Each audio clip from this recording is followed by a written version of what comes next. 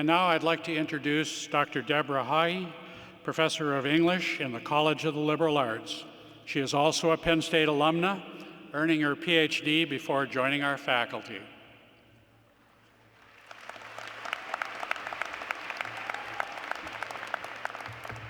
Thank you, Dr. Erickson. Imagine that you enter a parlor. You come late.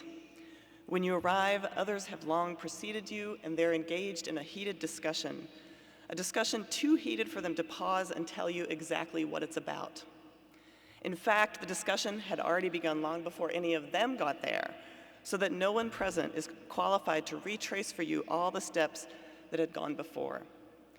You listen for a while until you decide you've caught the tenor of the argument, and then you put in your oar. Someone answers, you answer her, another comes to your defense, another supports what you have to say, another disagrees.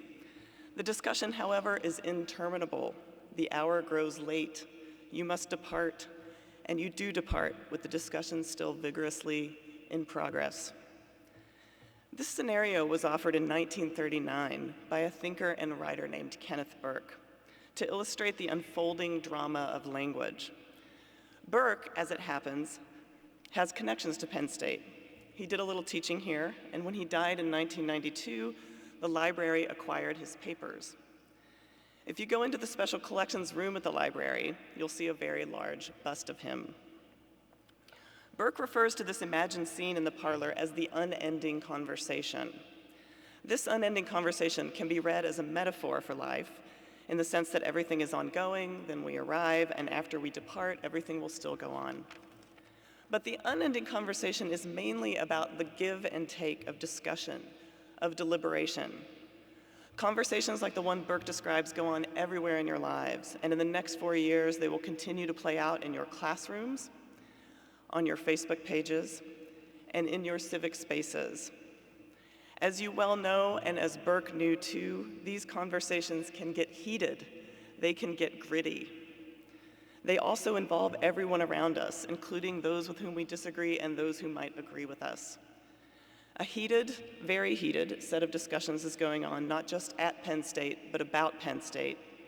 Like it or not, each one of you has been drawn into that conversation. And while that conversation might be the loudest right now, it's not the only one. Over the next 4 years, you will participate in all kinds of conversations, and one of the most important things your college education will help you do is to prepare you to respond, to equip you to figure out what's being said, what values are being defended or cast aside, and what you might want to say about it all. You'll recall Burke's scenario marks out a period of listening. Learning to listen to people who think differently from you might be one of the most important lessons of higher education. Too many people flee from disagreement, thinking it's rude or scary. But disagreement is crucial for a smart, thriving citizenry. Taking the time to listen is crucial. Listening will improve the conversation. Listening will help you reflect on what is really at issue in the conversation, and it will lead to more thoughtful responses when you decide to put in your oar. When disagreement is cast in terms of good and evil, and the discussion becomes so polarized that it devolves into shouting or name-calling, that's when we're in trouble. Your education will also help you become better participants in conversations because the courses you take here and the disciplines you study will give you ways to find out what you think and help you know when to put in your oar. In a philosophy course, you might inquire into belief itself.